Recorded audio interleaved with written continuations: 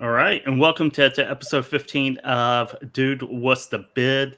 I'm Kevin Hill here with Casey Larkin. As always, we're talk about rates and brokerage in the trucking industry.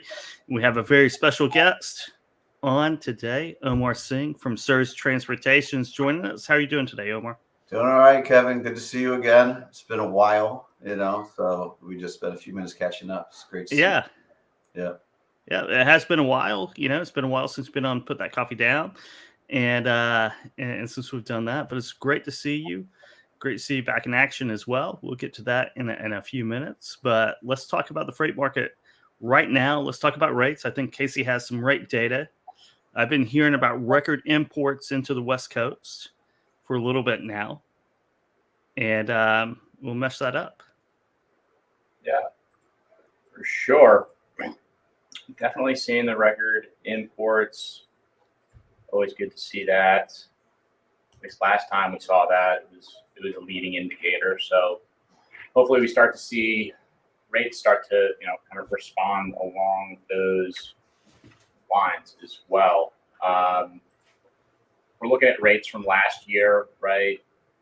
It's about where we are, 32nd, 33rd week of the year. We're looking 233 at that point in time, about a cent higher this year when looking at rates. 1 cent? 1 cent higher per mile. This is all equipment types together. Line haul over, true length of haul all combined. It's August. I know that this is typically when things start to heat up in the market. I don't know. What are you hearing from your friends, Kevin? You hearing anything in the market as well? Omar, what are you seeing from the truck procurement side of things, rate perspective? I mean, I'm sensing upward pressure. As we do so much sort of real time pricing and always have to try to recalibrate all of our quotes. Honestly, as often as multiple times a day, if not, at least once a day, get a sense of where capacity is and where rates are. And if I were to say, kind of at a high level, over the course of the last 8 weeks to try to adjust to the market, we're kind of inching up, as we look at margin and look at customer sell rate or customer sell rates, not carrier buy rates. We're just inching up a little bit. So we're feeling that for sure. And I saw a report from Cass that they're seeing upward pressure as well, or at least a good July, which a good any month is great right now. It's always good to have a little bit of positive news instead of just dredging the bottom and keep going down. I see Henry Byers out talking about the West Coast, JP's John Paul Hampstead as well over at FreightWaves, and Craig are talking about it as well. But certainly when Byers starts talking about it, I start listening because he knows his ocean imports. So we'll see what effect that has on the market and see where we go from here. But I think a bottom might be coming off the bottom. I don't know how quickly, but it's there. The one thing I continue to think about, Kev, yeah, I mean, it's almost kind of inevitable, right? We've never seen a freight recession really last longer than the boom cycle prior. They seem to be pretty symmetrical, the highs and the lows of the market cycle. So if we're at like 27, 28 months, the Stevens Investment Bank guys were talking about the TIA conference a couple of weeks ago, and we're there, right? I mean, yeah. We've exceeded it. We've exceeded it. We'll see what the economic activity is, because that's a big motivator. We can talk about capacity leaving the market, and it's important, but without kind of at least a sustained or uptick in economic activity, it's hard to climb out of these spots. For sure. Omar? I mean, I would say I focus, or I don't know if I focus, but I look more at the supply side. So it's interesting Yeah, because it's both, you know, because I it is. like a lot of times when I talk about, and I know we'll talk about it more on the show, kind of what happened to us and some of the people who try to be tech enabled and tech forward, whether, you know, it's Convoy or some of the other ones who, you know, have kind of diversified their service offerings and revenue streams, digital brokers, or, you know, or us. I think in forecasting, like we all did a pretty good job of forecasting demand not changing and consumer behavior, you know, sort of was Mhm. here to stay, but I think none of us really forecasted supply well. You know, we just Yeah. added so much that I kind of look at supply.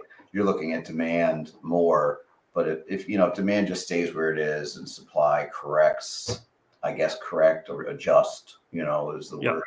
I think that's what's going to I think that's what's going to change the rates more than consumer behavior. But I mean, everybody has, you know, their own point of view, and probably more quickly, you know, than any regulations or elections or hmm imports. Or I think it's going to be how long is there supply? Is there more supply, you know, than demand? But And supply is one of those data points that it's hard to put your finger on, mhm, especially on the carrier side. The carrier side, it is very difficult because we can see active MC numbers, right? yeah, Same with the brokerages, right? You can see active MC numbers, but that doesn't really tell you the story yeah, the in a number of real way. trucks. Like yesterday's headline was Pride, you know, didn't get their plan of reorganization approved, so they're going to move to liquidation. And then now they're saying that could change rates. But if all of those drivers just go to other companies that have assets that hmm a seat, you know, filled, or the owner operators go lease on somewhere else, I mean, it might not change capacity at all. It might not change supply at all. Yeah, You know, so yeah, it's hard to say. that's where the active MC numbers, right? You become Yeah. your company driver, you become an owner operator. For the market turns, it doesn't mean you leave the industry. It means that you give up your authority and go back to employee, maybe, and Yeah. that Yeah, kind you of might washes be out. hauling freight on the same lane. Exactly right. Yeah, Yeah, yeah, but you're a W-2 and not your own business anymore. So it's hard to pinpoint that. yeah. It is. I look at brokerage numbers a lot, and it's 27,000 freight brokerages, right? Yeah, Well, how many are doing a load a day? right, That's a much harder question to answer than if they're right. active or not Yeah, in the system. So it's but supply has a lot to do with it. It's hard to quantify. It's hard to know. Have you seen any shifts in the spot market to kind of get a feel for if capacity is leaving or not, or if well, there's some well, kind of change between contract and spot, the balance or the imbalance that we've seen over the last 28 months? I mean, everything I'm seeing is that the gap is closing, right? The hmm data is showing that the gap is closing. From my personal experience, I would say I'm feeling just upward pressure, you know, but we're also, I might not be the best sort of representative market sample because I'm also dealing with reputation repair and credit repair and, you know, just a lot of other things that might contribute to my upward pressure on rates, hmm you know. But I'm still sensing that from overall, like even same carriers that we consistently work with, Yeah. it's coming up a little bit, you know. So Yeah. Well, Sure. let's dive into your story and what you've been going through for the last year and kind of that process too, because there's a lot of questions. A lot of people don't really know the process and restructuring and what that really means. So if we want to talk about talk about that for a little bit. yeah, I mean, well, I've certainly learned a lot, you know, this year. But I would say, like, leading into the decision to file, I didn't really. I mean, everyone sort of knows the difference, that there's a difference between maybe a personal bankruptcy and a corporate bankruptcy. But then I even didn't understand there's so many differences within corporate bankruptcy. I mean, I sort of did, right? But, you know, kind of chapter 7, chapter 11, chapter 13, I think are the more common ones. And 11 is what we filed. 7 is what you file if you either aren't going to try to make it or your chapter 11 doesn't successfully make it, which is like more than 90% of the time what happens. So is chapter 11, is that reorg? Yeah, it's the reorganization. Yeah. Is chapter 7 liquidation? Yeah. Yeah. And chapter 13 is... I don't even know. Oh, okay. Yeah. Yeah. Are there chapters in between? I think there probably are. Yeah, I don't understand why they would skip them. You know? Yeah. Yeah. So, I mean, they're odd numbers unless there's something there. Yeah. Like, you know, maybe they don't do even numbers. But no, I don't know. But so I've learned a lot about 7 and I've learned a lot about 11, you know. And then I would say my only real experience with it was when I owned a trucking company. And one of my largest customers in the late 2000s, you guys might remember, Pilgrim's Pride had filed Chapter 11. And the way they did their settlement for their motor carriers was because, you know, your like federal legal right to lien is the amount of money that is like on the trailer, right? That they can you can exercise lien for the amount of money that's on the trailer.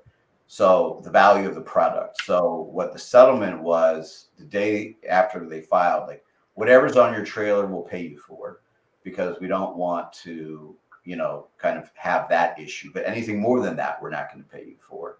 And if it's the value is less than that, anyway, they filed and then just said, boom, kind of kept on moving. You know, there was this specified number. They filed one day. I saw the headline. They kind of notified me I was going to lose like $40,000 on the deal. And it's like, well, it's my third biggest customer. Well, okay, let's go. You know, I'm trying to figure it out. And then they had this great sort of. They went down to penny stock. They were valued at 25 cents. When they filed, it was $17, and then they restructured and they got back up to like 13 or something. And so it was almost a total recovery. And I sort of watched that happen as a carrier and see all of the restructuring things in it. I almost want to say they made it look easy, you know, and it wasn't. But I didn't realize it was going to be as hard as it has been, for sure. I thought kind of like them, like I would file one day, everyone would know you're going to get paid a certain amount of money, and we kind of keep on moving. And it was just like an iron curtain, just shut down. Like customers were done with you, motor carriers done with you, factoring companies done with you, and just all the lights turned off, like one day to the next, 1 week to the next. Yeah. You know, it took about 7 days to deliver what was loaded and everyone to kind of try to process it for a second. And it was lights out, you know. And so then was just a much more challenging road to recovery than I thought, because I knew there was going to be kind of hell to pay, and I knew there was going to be a lot of tension and repairs to make, but I didn't think it would be from just zero. I didn't think we were going to get zero, you know.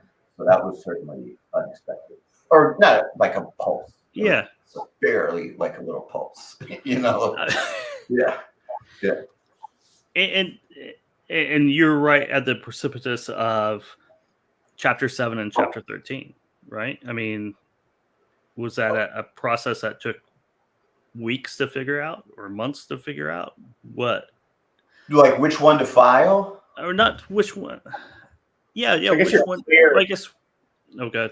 Sorry, Casey. Well, you're clear of Chapter 7 now, right? I guess. Yeah, I mean, we're not out of the woods, so there's work to do for sure. But it, you know, even so, very few people make it out of Chapter 11. Yeah. But then sometimes, even when they make it out, they kind of end up back because the headwinds are still so strong. You know, so like I'm still facing relationship with motor carriers. I'm still facing like financial credit repair with factoring companies. I'm still facing customer confidence, you know, with the customer base. And so while we have achieved a lot of stuff. It's certainly feasible that, our long-term plan of reorganization involves more repairs being made and more customer confidence coming back and more motor carriers coming back and more factoring companies coming back and through a proven track record. And if we're not able to do that, we're not like all the way out of the woods, or we just have to be like this really kind of really small company. In some ways, that's almost like starting over. I mean, it's not, but, because they're long-term contracts and API connections and everything, but it's, and in a soft market, people don't really do new contracts and new providers. And so there's some value to even, but the goal, of course, is to repair, and restore confidence in the whole community, shippers, carriers, banks, factors, TMSs, load boards. I mean, it's across, vendors. I mean, some vendors, were super supportive and said, look, I'm reorganizing. I can't handle this enterprise level package I used to have with you. Like legally through the process with the court, I'm allowed to break that contract, but they're not required to allow me to start a new one. Right. So I can say, I no longer am going to owe you for whatever it is. I'm just going to make it up here, but 10,000 tracks a month. Right. Because now I'm only doing 100 tracks a month. And then so that company can't necessarily stop you from breaking the contract for 10,000 tracks, but they don't have to let you come back and say, I'll give you a new one for 100 tracks. Right. And so there are some vendors who, we went to and I said, look, I need to reduce the size of my footprint with you.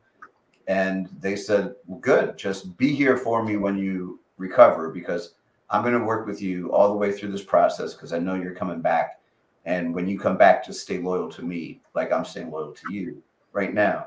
And there are other people that just said, kind of, F you, be sure to lose my number and email address and forget who I am and turn the other way if you see me in public, and so it's just, they're just always going to have some of that. But yeah, so those are like ongoing things that we're still trying to kind of work on. I mean, you're the probably I think you said this too. You're the first freight brokerage that has gone through restructuring. Yeah. That's really made it Chapter 11. Right. Made it through. Right? We may even be the only one who were like nuts enough to file it. We may be the only ones that have filed it. I know we're the only ones to make it through, but I think we might even be the only ones that have filed it. Yeah. What's the major hurdles for a freight brokerage to reorg? To make it to reorg instead of just liquidate? Because I think of trucking companies, you have assets, you renegotiate, there's a lot of debt involved, right? Where on the freight broker side, you don't necessarily have hard assets. Right. So I think that's it is, so I don't, if we want to get a little technical, I'm happy to, but if I start going down a rabbit hole, just stop, just pull me out. Okay. I will. I'll pull you in. Pull me out. Like, let's just come on. But I think what the test is the whole time that you're trying to go through the restructuring, the test that you have to pass or prove to the court is the best interest of the creditors. Right. And if I say this wrong, if there's an attorney listening, I'm close, right? I'm just a common everyday language. It's the best interest of the creditors. And so is it the best interest of the carriers and vendors if you just liquidate and say, we're going to take all the cash that you have on hand, all of the assets that you have on hand, which for brokerage is usually nothing, but usually don't own property. And I mean, like real estate property, some do, right? And they usually just own furniture and desks and computers, which don't really have market value in like a resale standpoint. And they usually don't own their TMS. They just have a license to use the TMS, right? So they usually don't have much. And so there's, you know, if we were to liquidate you and sell all of your assets, what would we get versus your capacity to pay? If you successfully reorganize, then what's your capacity? And so that's sort of the main thing. Mhm. If you're able to demonstrate that your capacity to pay overtime or in a lump sum or whatever it is greater than the amount of money they would get in liquidation, then they say, okay, let's give it a shot. You know, let's let you reorganize. Let's let you renegotiate all your contracts. Let's let you reduce the size of your footprint and spend a year or 2 years or 5 years, you know, Mhm. rest of your career on relationship repair and see how you do, you know, because it looks like there's a chance that you can do that. And it took a really long time for us to even have any kind of like very small like baseline for that. Mhm. Uh, but I mean, in the long run, to be honest with you, um, even our capacity to pay was so low, but the liquidation value was also low that I mean, I don't want to fast forward to everything, but you know, Yeah. it came down Right. to my personal life savings and guarantees and homes, and so Mhm. my personal net worth, while not a lot compared to the total amount of debt, was worth more than Surge's physical assets, fixtures, and computers and desks. And so Triumph Pay was willing to back up my net worth with a loan to the bank and say, okay, like, let's go. Here's more money than you'd get in liquidation. Omar's signing off on it personally. And like, let's go. If everyone gets on board, then it's let's go, you know? Yeah. Well, So, yeah. Right. and a lot of that comes down to belief and Your trust ability. in your business model and ability to bounce back, right? Because it's all, you know, there's no assets accumulated, right? Is customer relationships, you know, the brand. I mean, it's intangible assets Right. that people are valuing. Right. Well, or that, yeah, I mean, people is taking a lot of people or I, you know, I mean, but yeah, it's like, but it's a lot of pressure, but I feel like we can do this, you know, it's a lot of the relationships that have supported us through this are 2 decades old, you know, Hmm. relationships, customers from my trucking days, and they've seen me through lots of things and I've been there for them through lots of things, but you know, some core relationships that have kind of made this possible. And even those we were on hold with for a while. Yeah. A lot of people said, well, this is a little bit scary, hostage loads, physical violence threats, whatever, you know, Hmm. stop at your office, you know. And so even the real legacy core customers said, well, we need a little break to kind of see how chips are gonna fall. And then of course any new customers were just way too nervous. He said something like, call me if you successfully restructure, somewhere between that and never call me again. Yeah. You know, but yeah. So, but I mean, yeah, I could go on with like lots of details about it, or I'll pause and let you kind of, you know, Yeah. take it in direction. But Well, I Okay. love that. I mean, like Triumph, you got the same interest that you do in fulfilling the debt to the carriers that you owe money to, right? So they understand that business, and it's cool to see them, you know, be willing to bet on you if you know, you put your house up, right? I'm sure they don't want to take your house, right? They're betting that you're going to be able to pay everybody back and continue to do business with them and everybody else for the long term. I think one of the things that I heard when I was listening to your interview on the Freight Pod was, you know, what you owe to different companies. And I don't know, maybe that's one of the reasons that you guys did kind of decide to be crazy enough to take on a restructuring. You know, do you think you would have been much worse off, right, if you did owe one vendor, one carrier, you know, more than the average amount of debt that you guys currently had with each of your vendors, or Yeah, in that respect, it's been, I guess, probably part of the reason we were able to restructure is that we were just so transactional in our relationship nature, with our customers and motor carriers that, if we had, call it 100 strategic carriers that we did 50, 60, 70, 90% of our business with, and we put them out of business, and they're no longer around, and then we're definitely no longer around, and of course the customers would have also been hurt even more. So yeah, that's been part of it. I mean, yeah, it was and you're a trucker at your core too, which is interesting to me when I discovered that. So it hurts me a little bit when I hear some carriers saying things like, I'll never work with him again. It sounds like and to your point earlier in the conversation, right? You're thinking about things more from the supply side than the demand side. I think you're a trucker at your heart, right? And doing what you can to make everybody whole again. Yeah.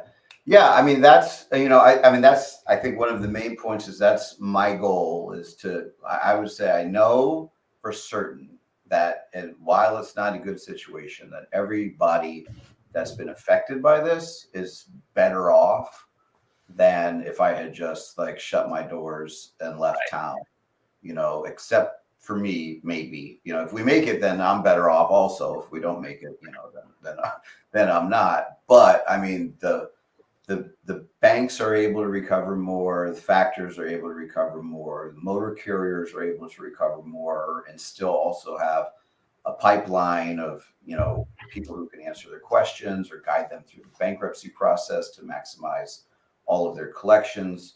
Our customers are certainly able to also just be more insulated from all of the fallout that would happen from 37 collection agencies and 5,000 carriers, kind of going after them. And so everybody is better off, and it's not a good situation, and it's not been easy, but I think it's better than just throwing in the towel and giving up on everybody, and saying kind of to hell with everybody. And then it's also, what we're telling carriers is even though the amount of kind of negotiated settled debt, a couple $1 million, is not, what anybody wants, we're saying, look at it as a down payment on this relationship and on this future, so we can continue, surviving and making amends, in the increments that we're able to, 25, 50 extra bucks at a time. I mean, it doesn't take a long time to get to $1,300, dollars on average.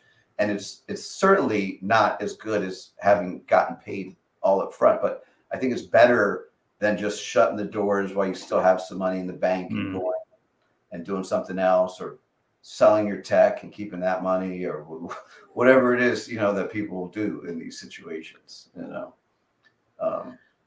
Right. But it's not. Let's go back to kind of the beginning of the start and the beginning of the show too. We're talking about rates, and we're talking about supply and demand, and kind of one of Serge's tenants were focusing on the spot market and how the spot market changed. I guess in early 2022, maybe mid 2022. Yeah, for us it was April of 2022. April, okay. Yeah. I mean, really, I think the market says June, but for us it was April. I mean, the sort of line you can see of growth and revenue and percentage and head count and everything, and then boom, in April it kind of went like that, and then in May it just just was this kind of slope that it just so it turned for us in April. Yeah, and that's about when the spot market did too, right? I mean, and that's right, basically a high correlation between your business and the spot market, and seeing that stress, that was a surprise to a lot of us.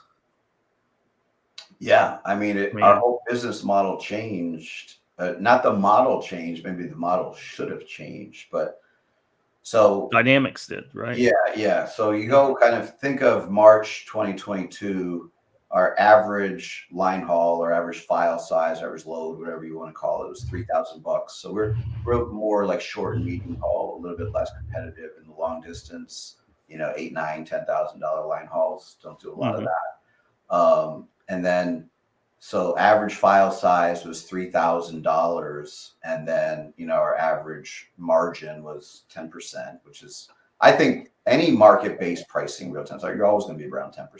Yeah.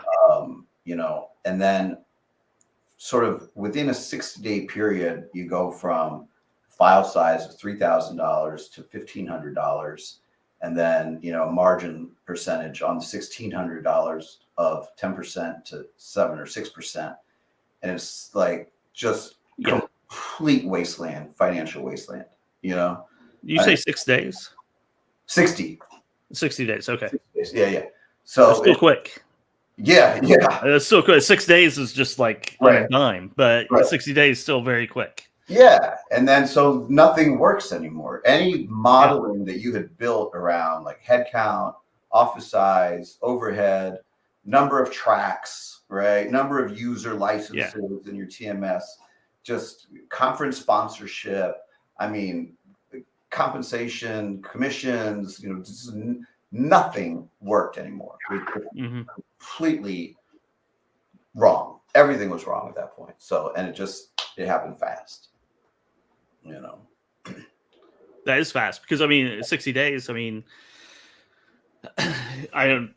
can throw a day on there or weeks or whatever of basically establishing a pattern and then acting on it. Yeah. 60 days is shorter, whatever time frame that. Well, and forecasting, we had set our overhead up. And I had said this on, the freight pod that I think a lot of brokerages right now are still dealing with this overhead issue, right? That they have office space for 200 people and they got 50 because demand is so soft. And not only do they only have 50, but only 5 go into the office. So it's like, there's just overhead all over the place, whatever it is, or maybe they can't renegotiate their 10,000 tracks a month, contract, and they can't negotiate their user licenses contracts. And so just dealing with this just fat that's like, oh, what do I do without closing and starting over? And it's so challenging, And then on top of that, what I forgot to mention, the $3,000 to $1,500 to $1,600 and 7%, then you cut your load count in half, right? On top of that, because now there's no demand. And it's like, it was just brutal, just completely it was challenging. But there was all this speculation around the war in Ukraine and fuel prices and behavior adjustment and post-COVID adjustment, and that it was going to be short-lived.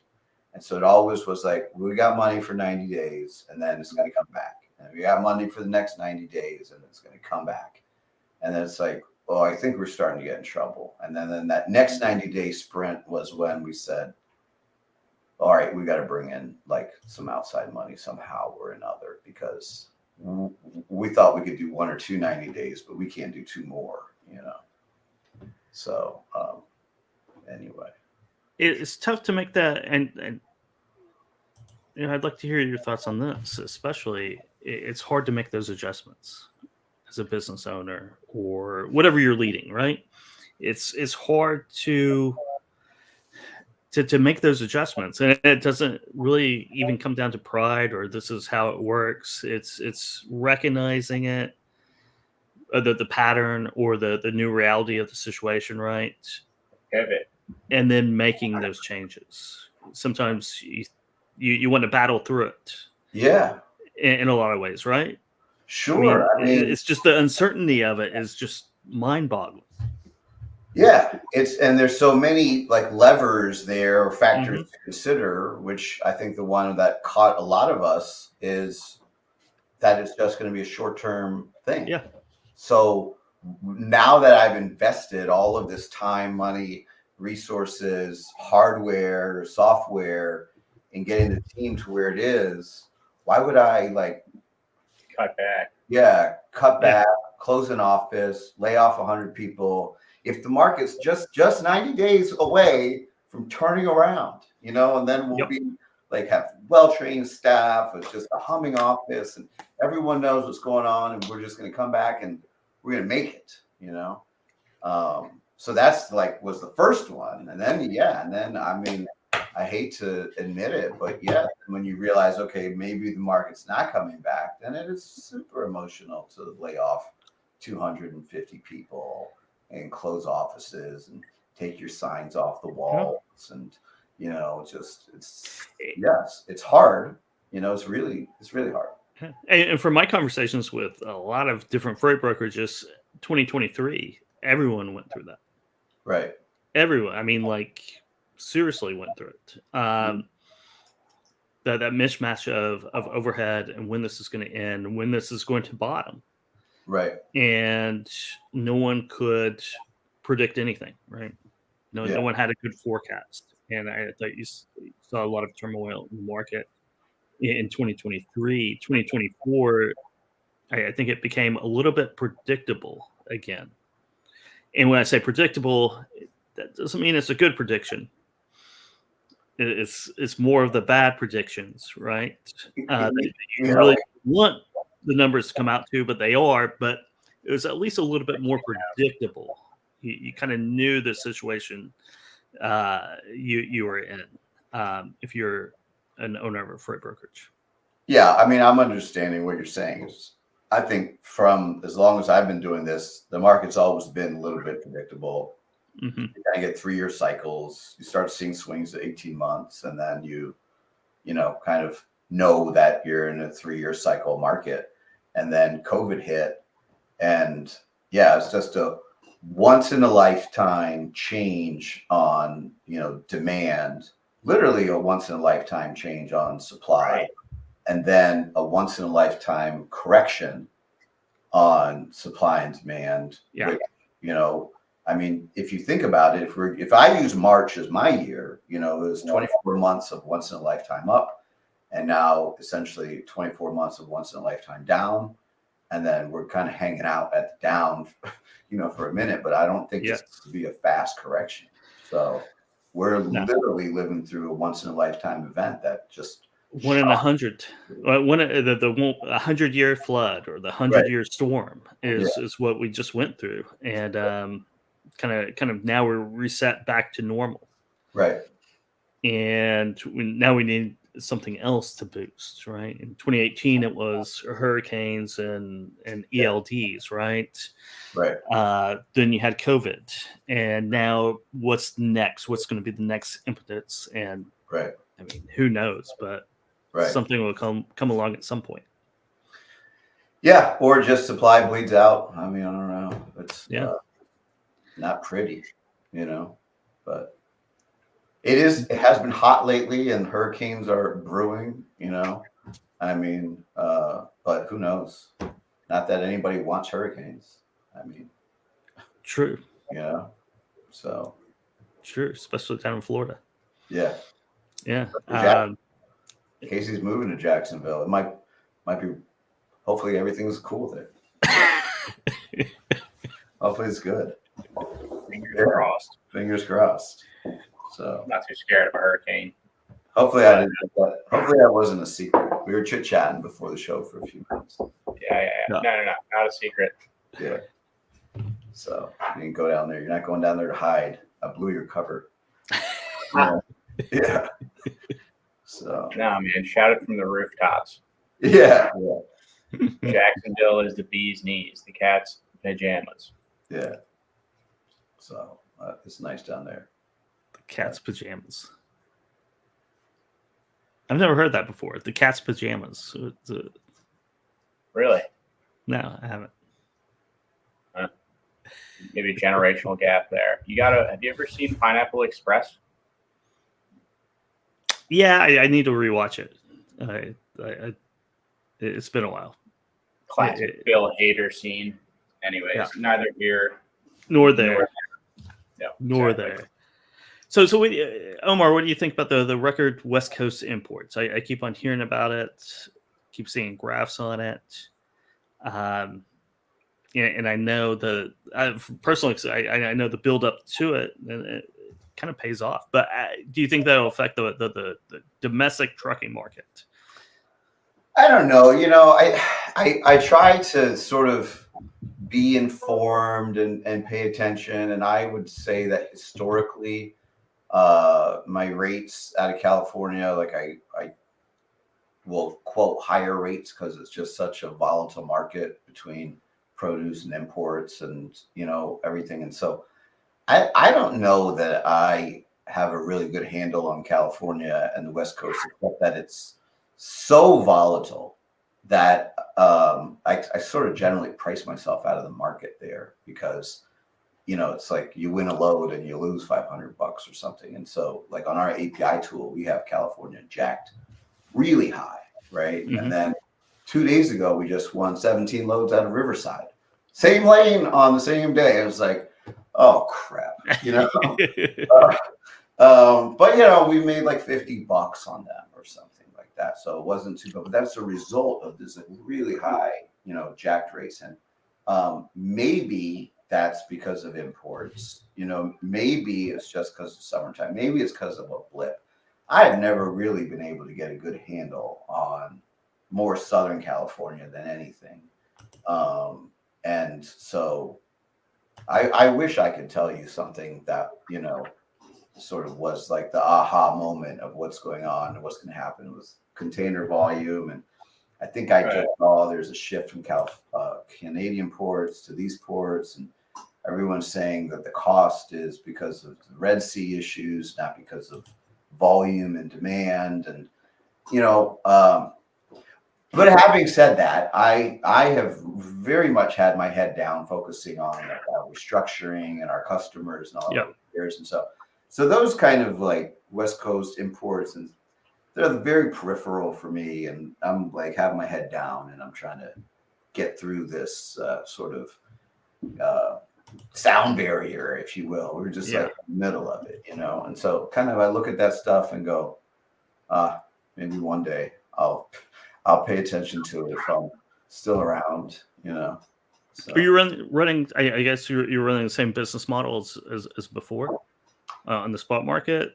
Yeah, I mean, real-time what pricing yeah. is sort of like before spot. It's routing guide, Mhm. sort of inserting your rates into the routing guide. You call it routing guide optimization. So what I say about that, and I spoke at Oracle last week, but sort of where I think that's really taken off, and there's a lot of things that we got wrong, the people who are deploying sort of real-time pricing technology. And, again, so Convoy has, not made it, but certainly Uber Freight has adjusted their strategy and their service offerings and, revenue streams. And so has LoadSmart, and we obviously filed Chapter 11. And so there's certainly things that we got wrong and, have done different things to try to survive. But I think that it's here to stay. And what we got right is we did get consumer behavior being, demand hasn't changed like that much, right? Not like as much as supply has, but also I think the value that it has brought is that just kind of, if there's one point or thesis statement I would say that I have about it is that with digital capability, API is being inserted into the routing guide pre-spot market. So shippers have a lot of choices as to who to use and when to use them. For the first time, spot market used to be associated with high cost and low service level with transactional providers. And now it may not be called spot, it may be called API, alternative sourcing, dynamic routing guide, dynamic rate tree, whatever people call it. It's now associated with low cost or reasonable cost, high service level with just strategic providers. And so that the whole thing flipped from saying, if I do anything but work with the primary, I'm going to pay more and get less. Yeah. To saying, if I do anything with anyone other than my primary, I'm going to pay less and get more. and shippers are like, yes, let's do this, right? Let's activate dynamic APIs. Let's activate a dynamic routing guide. Like, let's go. And let's take our top 20 providers, let's put them in this community of strategic, kind of collaborative partnership, and let's change the way that we tender loads, and let's go. And so I think it's really warmly embraced by the shipper community, and I think it's kind of here to stay. It's going to stay that way. And so for the people who make it, who have made it, maybe good for us. But I am going to say this again, and I said it, years ago. I think everybody's going to be doing it before long. Now, how long is before long? I don't know. But I think everybody's going to have to, because it brings a lot of value to shippers and TMSs and their kind of execution strategy, So that's what I think. Concur.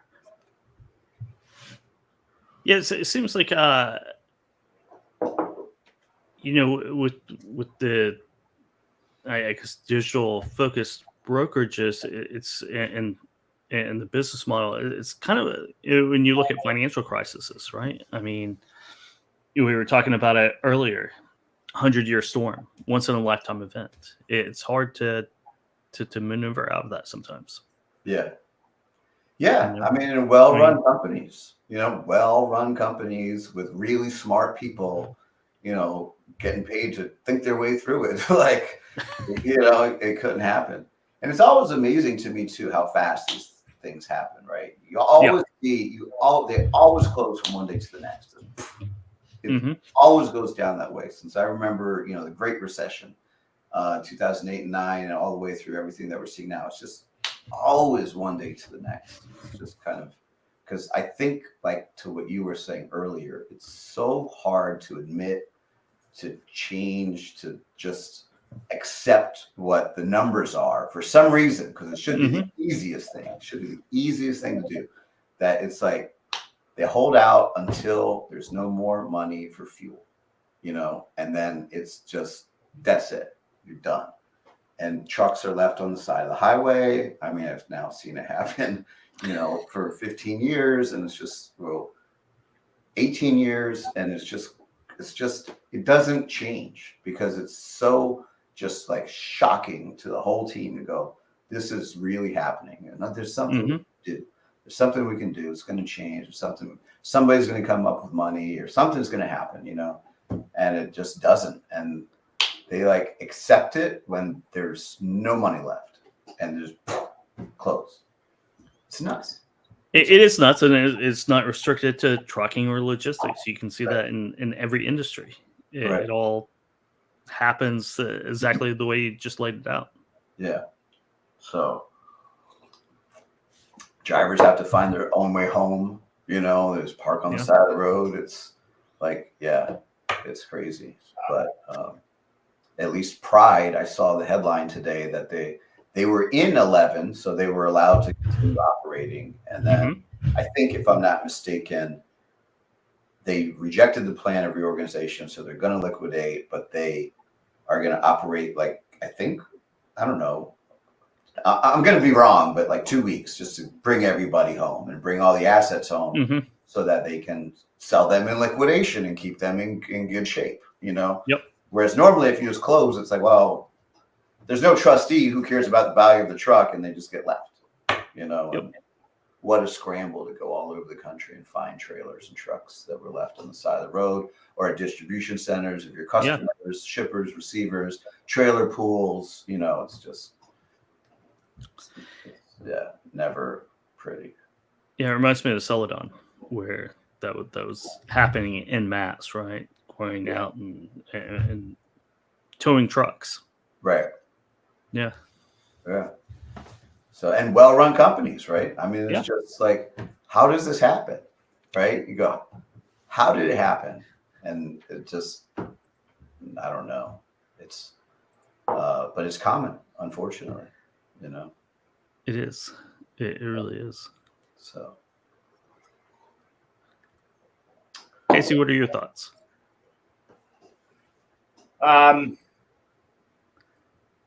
My thoughts are that I mean, I don't know. What are like, if you could go back, I know that you guys had a buyer, right, on the hook. So kind of like trying to keep on pounding the pavement, get that offer together, get that deal done. If that wasn't hanging over your head, do you think you would have done anything differently from a strategic perspective to see if you could limit that exposure, that downward trend that you guys were seeing? What is like your biggest? I think I probably would have, and I'll tell you why.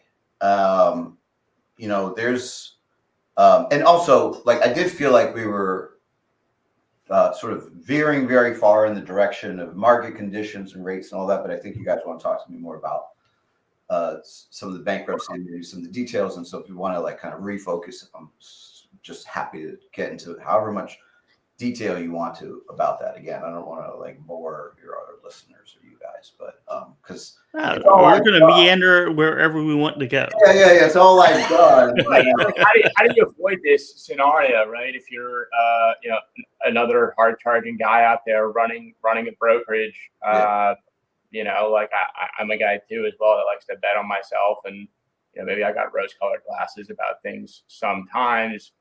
You know, like what can you learn from this? What were the biggest problems? I think one of the things that you know, right, if you're,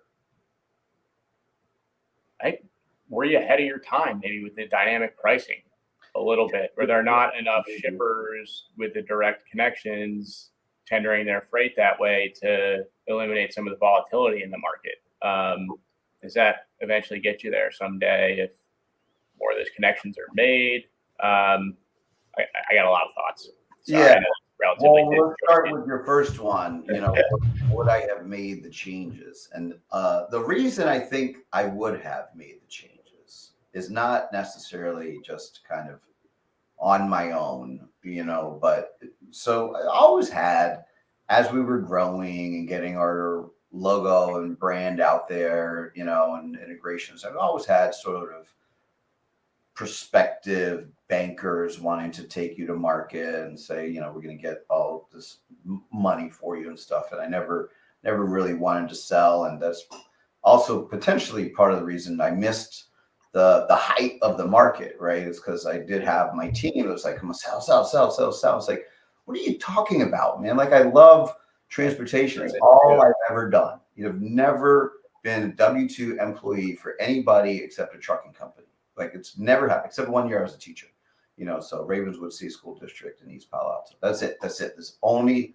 job I've ever had other than somehow related to trucking. And I started Surge Transportation with this idea of building a whole lifetime around it. And so we did start growing and doing all of these things.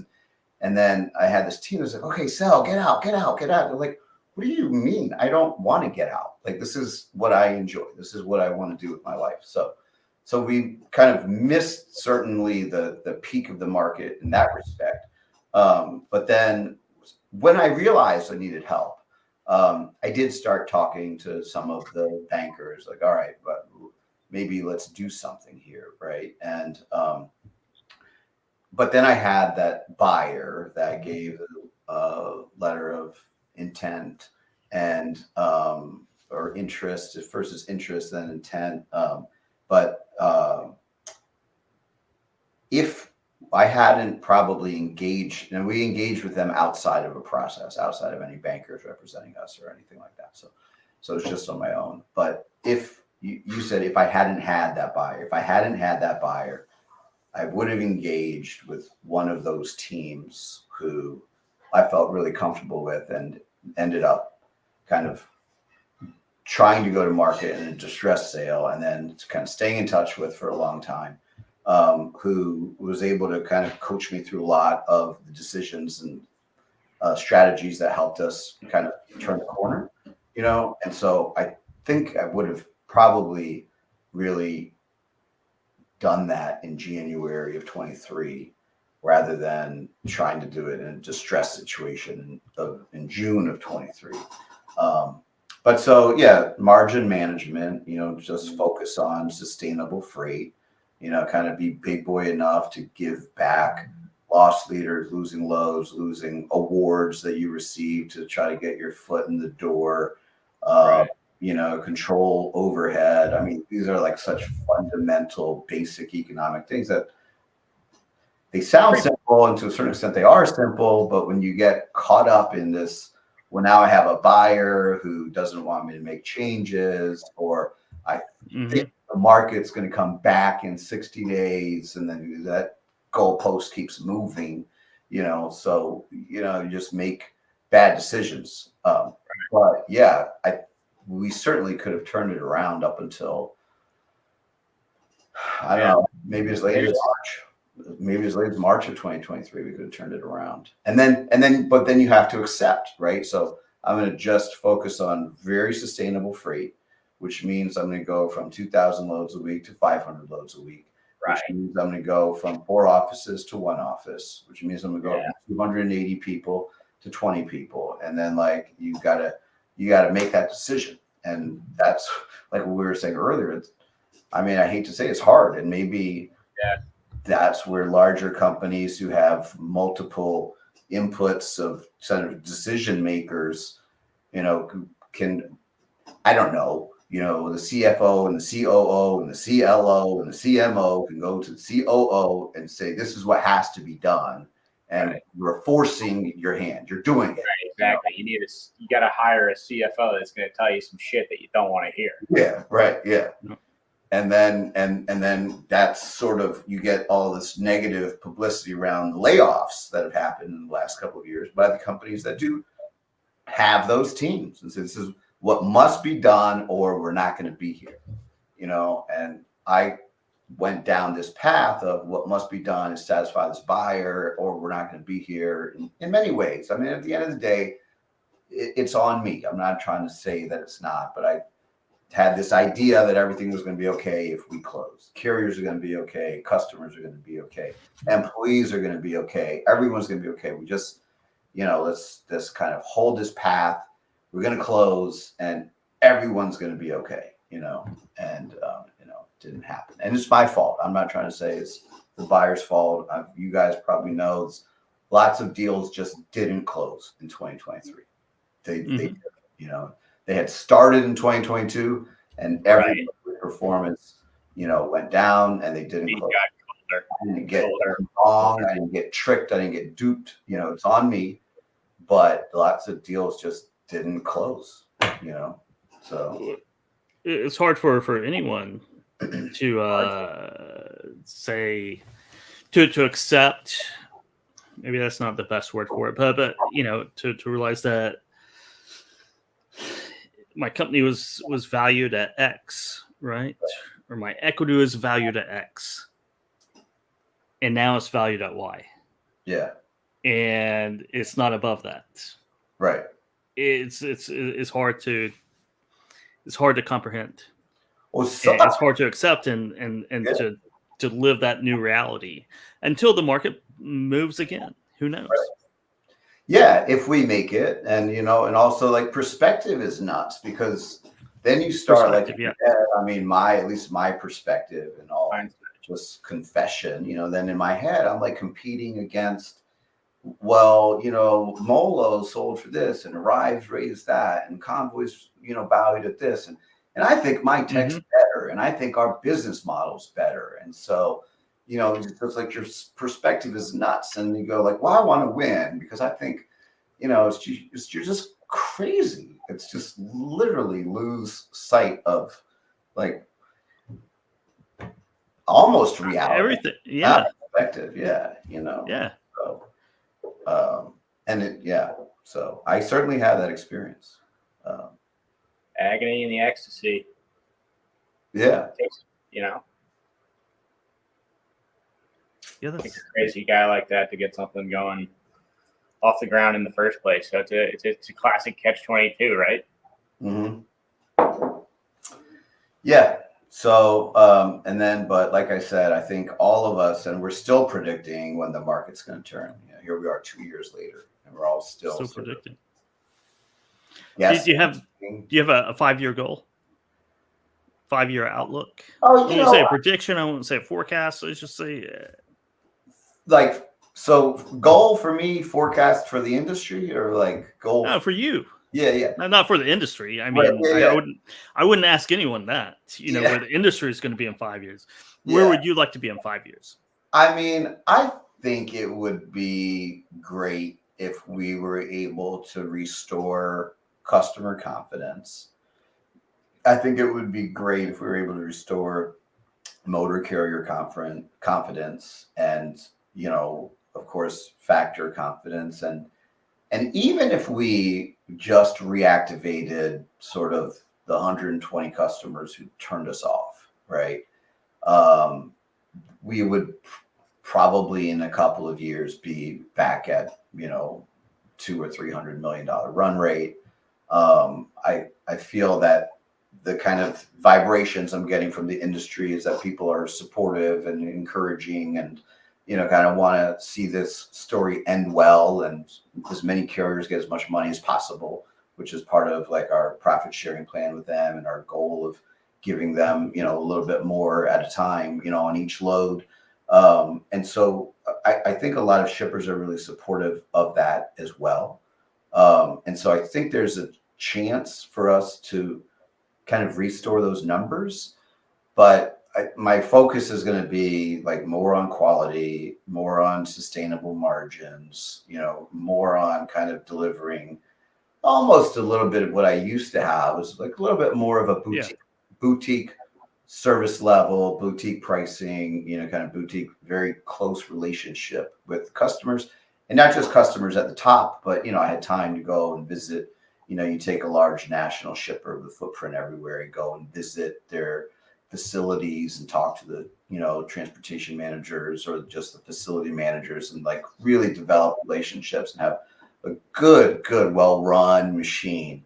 That if that ends up being the kind of reality we have 2 or 3 years from now, and we're not 200 or 300 million, we're 50, like, but we're really well run. Yeah. Everyone's happy to be there, and all of our customers are happy to be with us. And it's not 150 customers; it's 25. Then that is what it is, and that will be a well run, successful business where everybody is made whole, and everyone's happy to show up to work, and everyone's happy to give us work.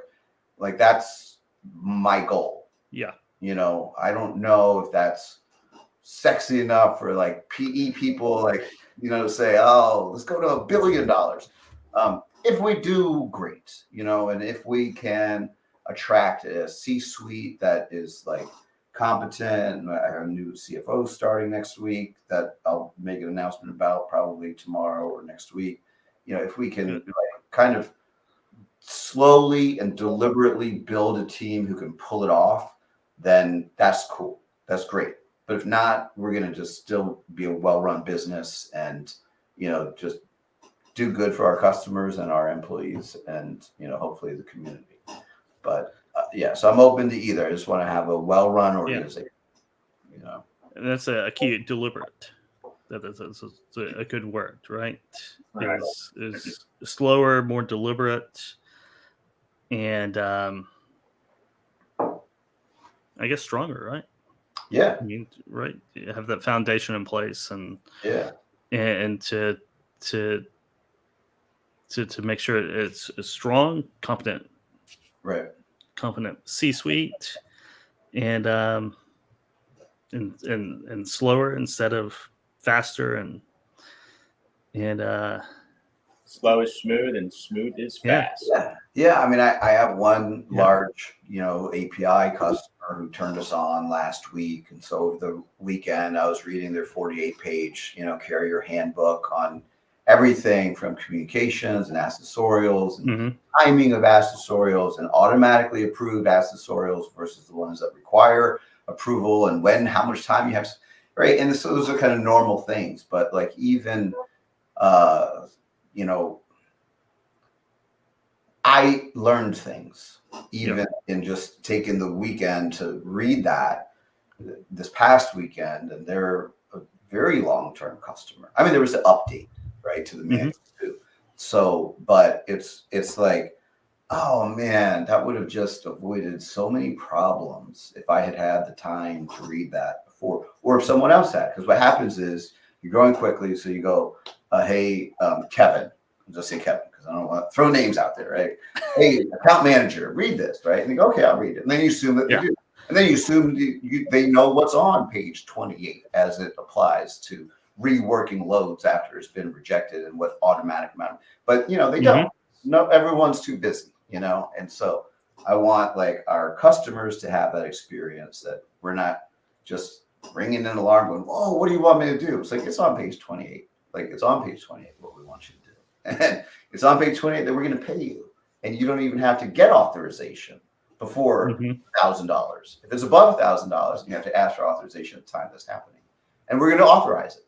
So don't worry about anything, and then it ends up just these things, and every account has these nuances, that it's like kind of, I mean, and I realized it as we were scaling, you stop delivering quality, because they start having all these new customers going, what the heck? You didn't read page 28, it's right there. Right. But I was going to ask you for a last piece of advice, but I think it's probably that's a good one. Read page 28. Yeah. Yeah. It's like mind blown, and then I call my team on Monday and to talk about it. And they're like, what? We never knew that was there. So I think that's what my post on this video is going to be about, is that this is going to be the title of it. Read page 28. Because it is important, because you're growing fast. Right. The details don't matter. Right. They do. I know, right? That they do. It always catches up with you. Yeah. But I think in every business, every organization that's growing fast, right. The ground is littered with the details that no one's paying attention to. Yeah. And then eventually it comes back. It always does. To haunt you. I always say, like, my favorite saying, like, Kevin and I are a little older than you, Casey, but it's like the O-ring to my Challenger space shuttle.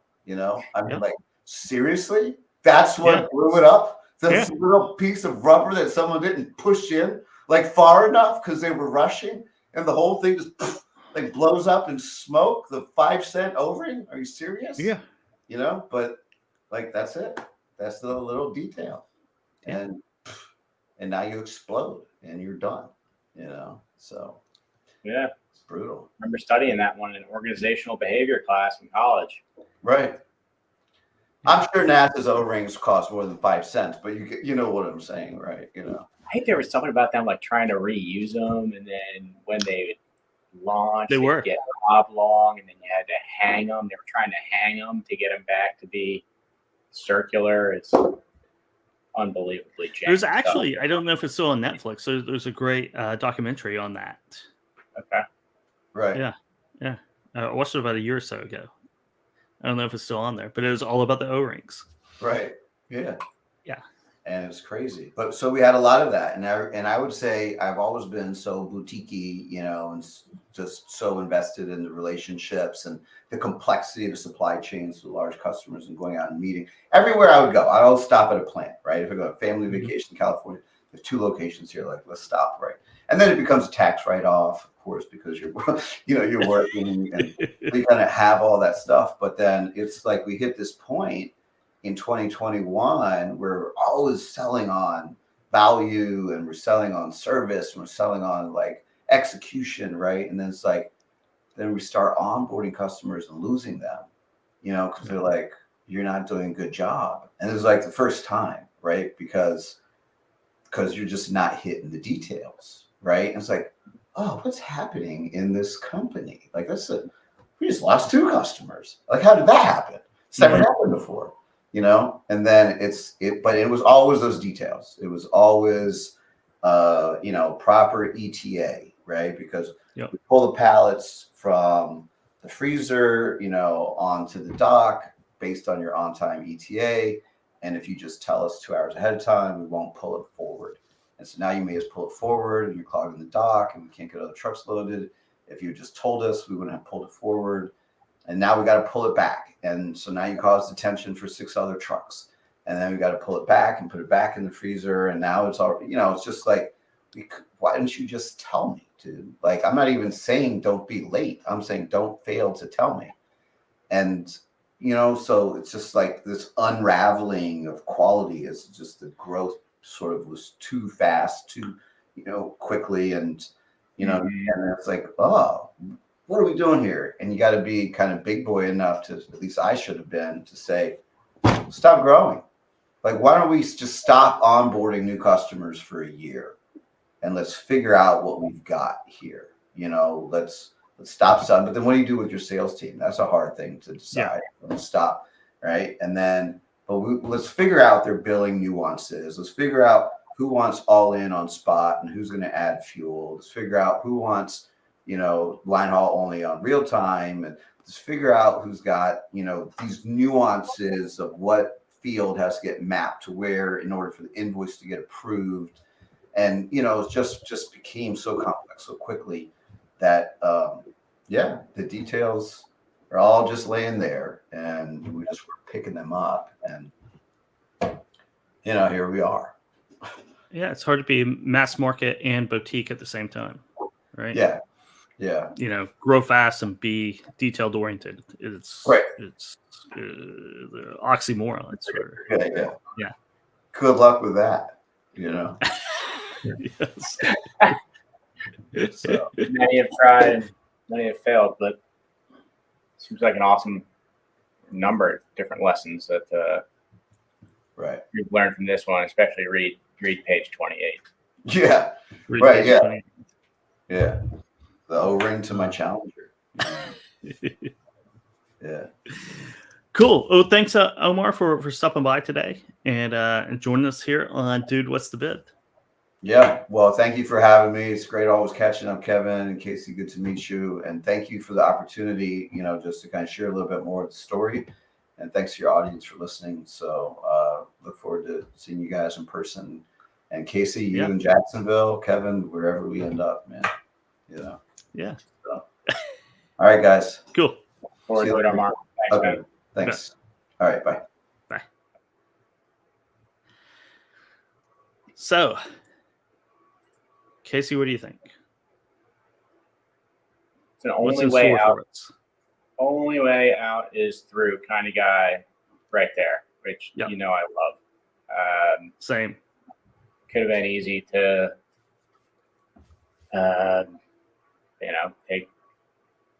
take easy roads. Say we're going to liquidate here. Maybe that's it's probably easier on Omar. But I think it takes a lot to, say, hey, I kind of got myself in this mess and made my bed. Now I'm going to sleep in it. Doing everything you can to get people paid back and, kind of get the Surge name back to being a place where people want to work and customers want to send their work. So I think it's yeoman's work, and I wish them all the best in doing so. And if you're out there and you're listening, read page 28. Read page 28. Don't get too far out over ahead of your skis. No, you shouldn't, and it's been a market that every freight brokerage out there has gone through their similar experiences, right? Not to the extreme, but the overhead costs outran everybody. It's easy when you're printing money in a market, right? Is to do a lot of wasteful. I won't say wasteful, but a lot of experiments or overspend, right? And a lot of that's on a bigger place, more employees, more this, more that. You're going to invest in your business, but sometimes it's a mania, right?